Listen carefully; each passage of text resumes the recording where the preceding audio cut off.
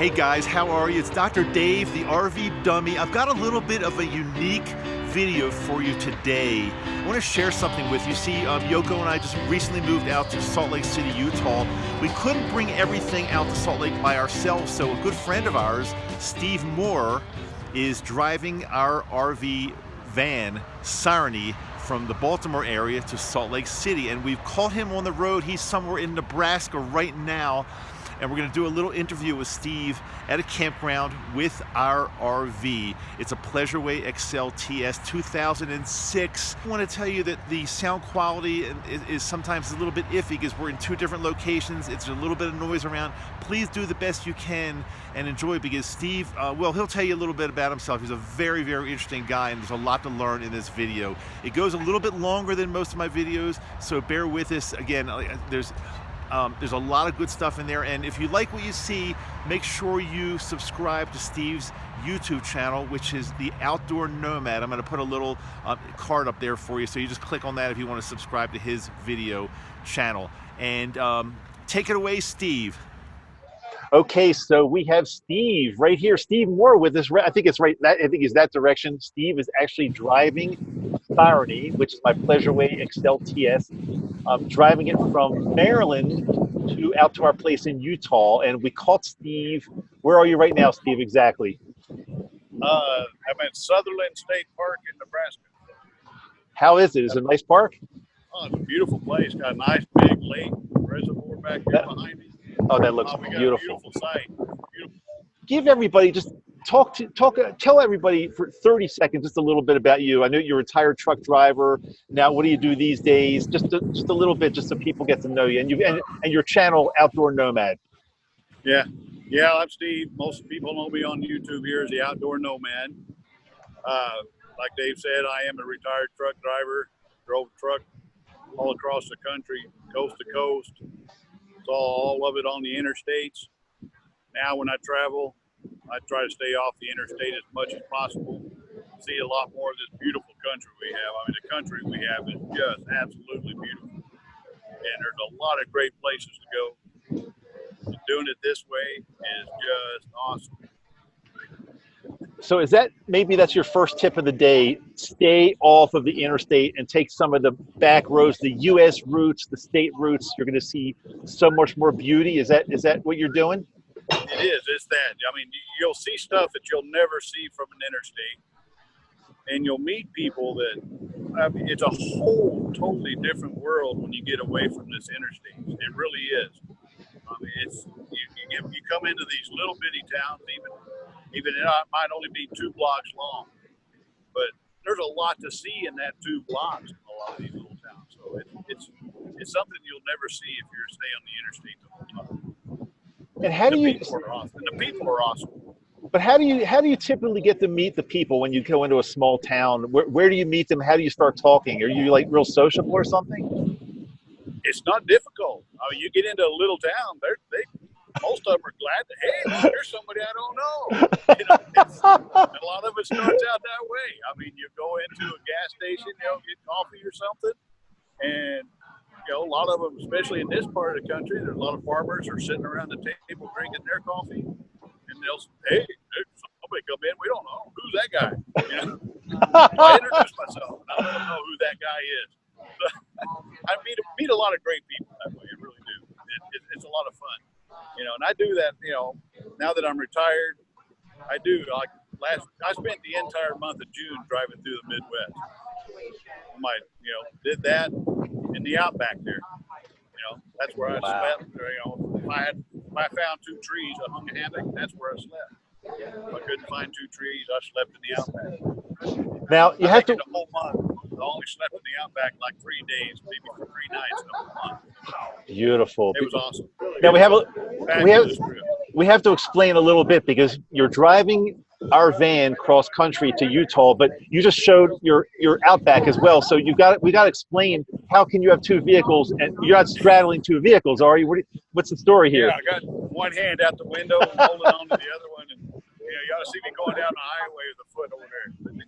He said the cruise control is a lot easier. Now my wife's joined me back in Hastings. She came up. She took some vacation time off work, and she wanted to get out and about. So this is what we're doing. This is what. So she met me at Hastings yesterday. So she's following me right now. And then once we drop Sarani off with you, then we're going to do a little bit more traveling before we head on. That's beautiful. Now, if Chris happens to be within the shot of your camera, you can have her give a little wave right here. No, she's very camera shy. She's way up the hill. Okay, Steve. She said he's getting ready to start. I'm leaving. She's gone for a walk. Yeah. I was going to ask you. So from the East Coast to where you are now in Nebraska, do you have like a favorite spot, place that you just love? You had a great time in. So far, I don't know. The farther west I get, the better it gets because it's the less crowded it gets. Oh yeah. Oh yeah. Oh yeah. I mean, I was about ready to drive into a wall when I was going through Chicago. Oh, that's the worst. I-80, I-90 through that area is just horrible, right? Yeah, and there was just no end to it. No. I think my favorite time was when I finally got out of there. It was back out on the open road and just sitting back, cruising, and enjoying the scenery. So your favorite time is not some beautiful scenery. It's not some park. It's my favorite time was getting the hell out of Chicago area. That was my favorite time. The Baltimore area, the Chicago area. That's always horrible. Area. It's yeah. All, yeah. Yeah. I mean, like from here on, we're not going to see Salt Lake City is going to be the biggest city we see from here on. So. That's exactly right. Exactly. Now, are you kind of paralleling I-80? Are you going to be near some of the towns that I-80 goes through? We're just south of I-80 right now. Oh, okay. Okay. Probably just this place, probably just a few miles south of I-80. Beautiful. And we're going to cross it tomorrow and kind of head on the north side of it for a little bit. Tell me how the van's been so far. You've driven quite far so far. How's it been? The van drives great. It really does. It's a smooth ride. I'm really loving it. I mean, it's comfortable. I can sit back and relax and just cruise. I don't do 75 mile an hour like everybody else. If I'm doing 65, I'm going pretty fast. So it's comfortable. It's a comfortable speed. It's got a nice big windshield. I love looking out the windshield. I can see a lot out that way. Yeah. Do you I know I've fairly recently have done I've given people a tour, but maybe since you're different than I am, you want to walk inside the rig and give like a little quick tour and show people what you like best about it, and we won't take too much time to do that, but I think people would like to see the inside. See the inside of it. Yeah, we can see what we can work out here. Here we are. Nice. It's looking inside. Good. I gotta admit, my favorite part. The microwave. I can make popcorn. When I'm traveling in that Outback, there's no popcorn. No popcorn. No popcorn. But yeah, that's probably it. And of course, then there's a bathroom. The bathroom's nice. I don't have far to go when I get It's a full bathroom. It's a full. You can actually close the door. We used to have the leisure travel, as you know. You're halfway out in the hallway going to the bathroom. You have to sit in the hallway, but yeah.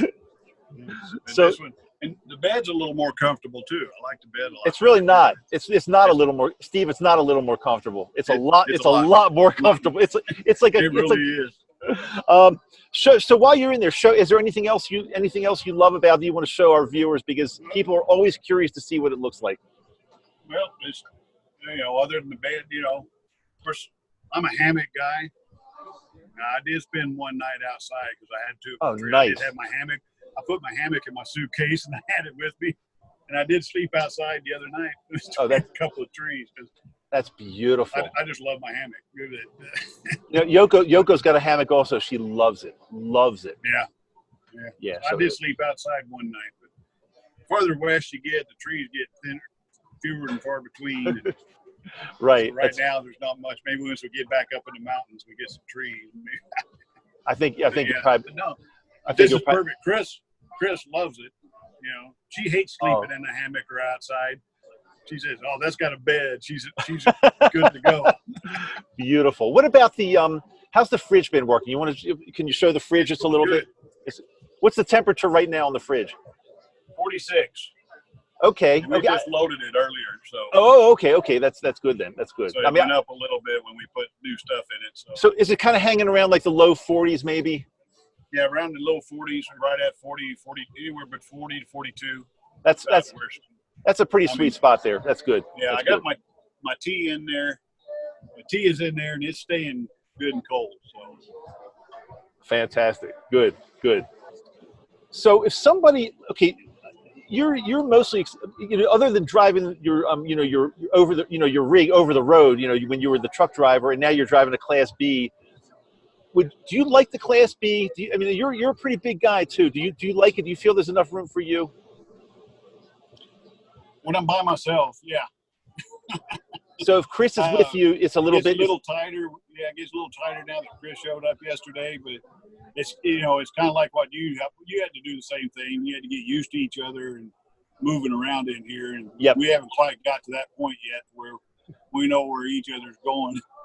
And you can swing. You can swing that. What we oftentimes do is swing that front chair, the front passenger around, and it's like a nice gives it gives a little more room for seating and stuff. Yeah. Right. So we did that one night. I did that one night because I saw the little deal and I tried it out. Well, that's another thing that Yoko does. I'm not good at swiveling the chair around because I'm the RV dummy. I'm good at some things, not so good at other things. Yoko is like perfect at turning the chair around and putting it like in a perfect position. She's good at that. Perfect position, yeah. But it's a little trick to that. It took me a while to figure it out. You got to have the seat sitting just right. Yes, before to take that turn. That's why I got that adjusted right, and it turned without any problem. That's exactly why Yoko does it. That's why she does it. That's why she does it. She's good at this. So from Nebraska, where are you heading from here? Do you think before you get to Salt Lake? Be in Wyoming next. Right. Going up that way, might move a little bit north. We may end up at the Tetons. Oh, if you can, I'm telling you, it's That's my favorite. That's my favorite national park. We love the Tetons too, and go to. And Chris has never been up there. So. Oh, then it's a definite. You have to do that then. Yeah. You've got to do that. We're gonna head north of our 80 tomorrow when we leave out of here. So, and then we've started looking at the map, and it's not really that much out of the way. So we're like, well, heck, we probably just go. It's really not. It's not. But, once we're there, we're only like 4.5 hours out of Salt Lake. So. Not bad. Not bad at all. It's beautiful. We figured we could handle that. If you get to go into Yellowstone a little bit and see if she's never been there either. So absolutely. Give her a chance to see some of this stuff. Steve, before we leave, because I know you got stuff going on, but if somebody is on the fence, they think this lifestyle is maybe for them, maybe they're not sure, but they're getting sick of their daily routine. They want to do something totally different. Do you highly recommend this lifestyle? Just being out? I do. Yeah, highly recommend it. I mean, for me, it's going to be different for everybody. And, I love it. I love being on the road, and I love just going from site to site and meeting new people and seeing everything and just seeing some beautiful, beautiful scenery around here. And it's just, I enjoy it. And Chris, she's kind of the same way. She's kind of getting a little bit of a feel for it on this trip now that she's here to see what it's really like. She likes the idea of having a bed. So, we go through life, we work hard, we do like the daily things we always do, go shopping, go get food, but it's the same. It's kind of like the same thing all the time. And if you're willing to break out of that routine and the same life every day, living in the same place every single day, if you're willing to break out of the routine and really explore and see some of the incredible beauty that we have in this country, just in a vehicle, not flying over the country, but in a vehicle, actually on the ground, experiencing, touching things. Touching it, exactly. Meeting, like you said, meeting people in small towns, sampling the food in different areas. I mean, seeing the beauty, like you've got that beautiful lake behind you right now. There's awesome. There's just nothing like this. There's nothing like it. So I'm gonna give. So far, the worst part of this trip was the flight from Oklahoma City to Baltimore. I hated that. I hate flying. Get off that plane fast enough. It's not that I'm afraid to fly. you can't see too anything. Them little windows are too little, and then you're too high. But and it's crowded, there's too much country. There's too much country down there to be flying over that fast. And if anybody here talks about the flyover states, oh, the flyover states, I just want, what do you have to say about that? Oh, there's no such thing. As far as I'm concerned, there is no such thing as a flyover state. Every state has its own beauty. It really does. You just have to. You got to look. It's there. You just got to look. Steve, as an ex-truck driver, retired truck driver,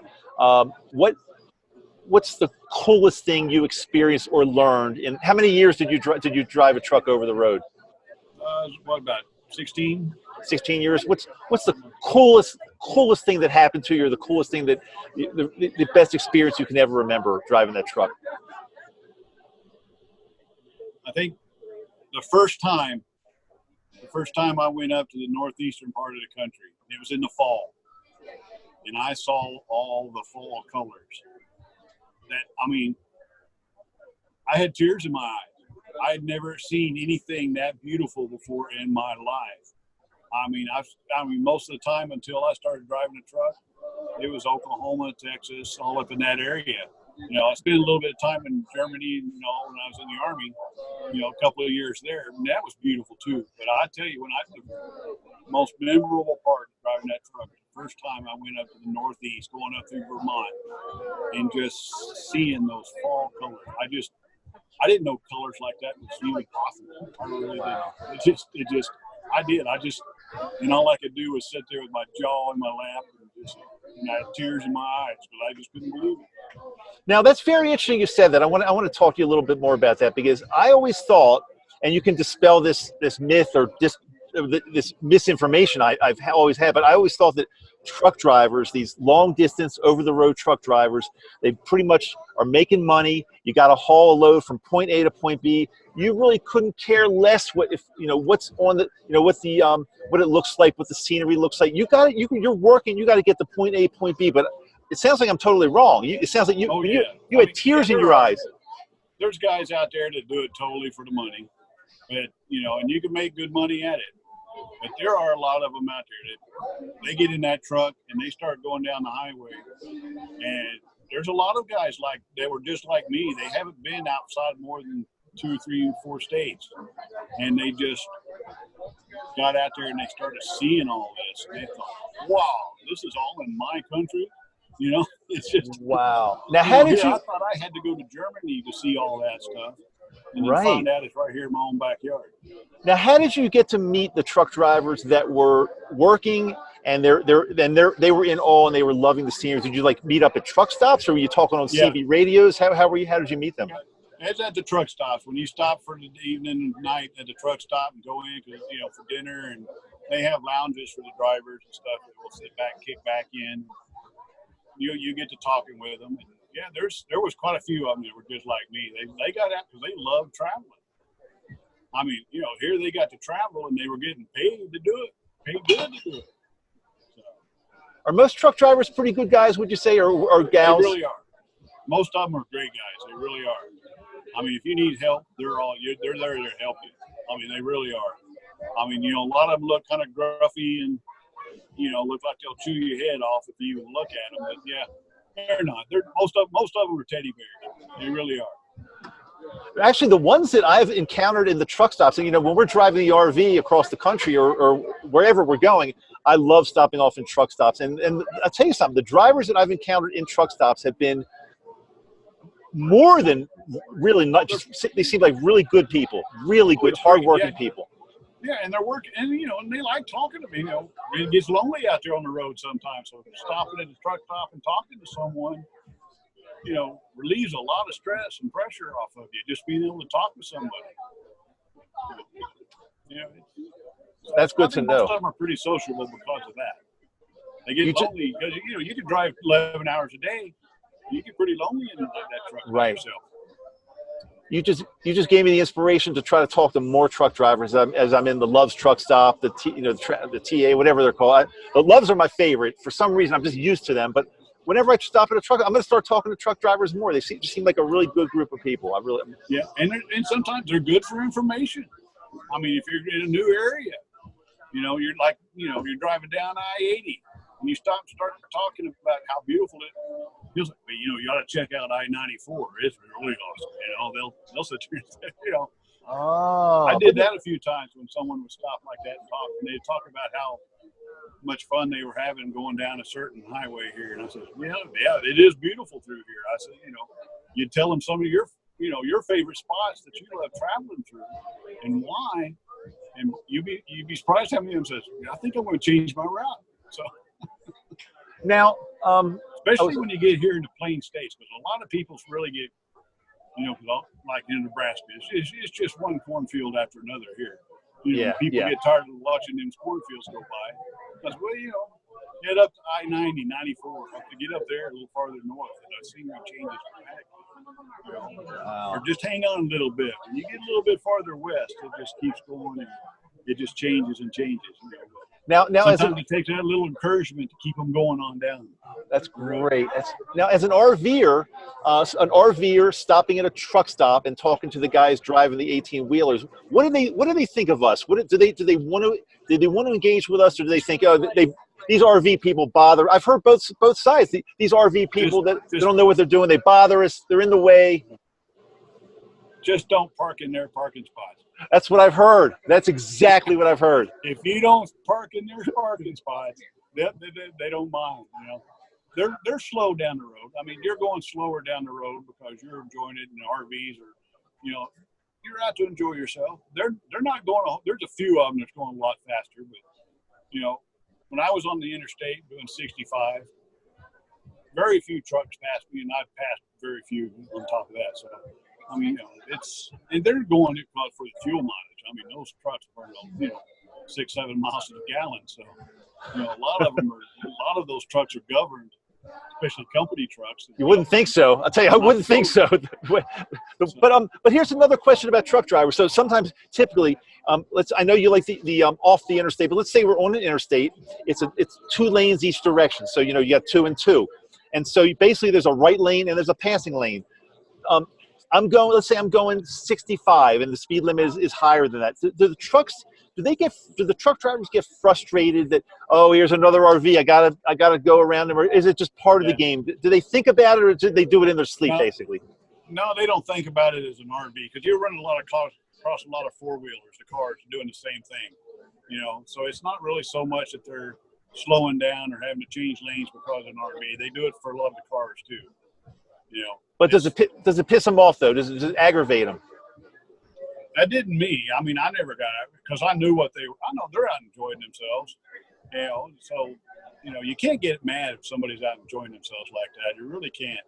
And if you let that get to you, it's going to be a long, tough day. But you just kind of have to go with the flow, and a lot of them will do that now. But they don't say, "Oh no, here comes another RVer." They don't do that. Now, when you're on the 2-lane roads and you're doing 60 and a 65 or 70, and they're wanting to do, and it's a little tough to pass. That's a little different story. Cussing you out a little bit, but they're going to do the same thing to a car if they come up by a car that's doing the same speed. It's no matter what. But in a Class B like this, it's a little easier to pass than someone who's in a Class A or pulling one of the big long trailers. Right. It takes a lot more passing room then. But passing this Class B is not much simple. It's a breeze. It's a breeze. So it's not that big a deal. They don't frown on it too much that way. And some of them are just in a bad mood all the time, no matter what. I'll tell you, I wish most of the truck drivers out on the road in the U.S. were more like you. It would just make they really are. If you stop and talk to them, you'll find out they really are. That's great to hear. I'm going to really try to engage with more and more. They're just, look, these guys are working hard, and let's face it, without these trucks on the road, I wouldn't be having a meal in front of me right now. We wouldn't be doing most of the things we can do, because that's how products are brought across the country. I mean, that's how it happens. So we've got to respect. And I learned that on one of my hippie road trips. You probably remember this, like a few years ago. I was going across I think I-10 maybe most of the time, and I came to the conclusion that truck drivers are really respectable people. And they really do. They're safer drivers than people give them credit for. They really are. I mean, you know, it takes a lot to stop one of them trucks. They don't stop as fast as your car does. Or as fast as this van does. It won't stop that fast. Of course. You know, and a lot of these people in the cars, you know, I think they give the truck drivers a bad name. The truck's going 65 mile an hour down the road. Here comes the guy in this little souped up car. He's wanting to do 85 and 90, and you're in his way. You know, those guys probably upset more than any truck driver is. You know, and of course the driver gets upset with him when he starts cutting them off. They fly around, they come back over in front of you, and they're only 10 feet in front of your bumper when they come back over. You know, you want to wish it, you know, sometimes you can just gas it a little bit. I'll tell you, as a you know, you really got to watch out, especially the guys, especially the young guys in Mustangs. Those are the worst. Let me tell you something. We had one. It's so funny you said that. We had one a few hours ago on I-70 passes just like that in a Mustang. This guy thought he was the shit. And I said to Yoko, what an asshole this guy was. He was a souped up Mustang. Just come on. I mean, there's no reason to be weaving in and out of the traffic going 85 miles an hour. You just can't do that. You're going to kill somebody. You find it, they're the worst. They really are. You'll see they're the worst. It's so funny you said Mustang. But we're going to probably have some angry people here because maybe some of them are driving Mustang. Yeah, all the Mustang owners, they just unsubscribe.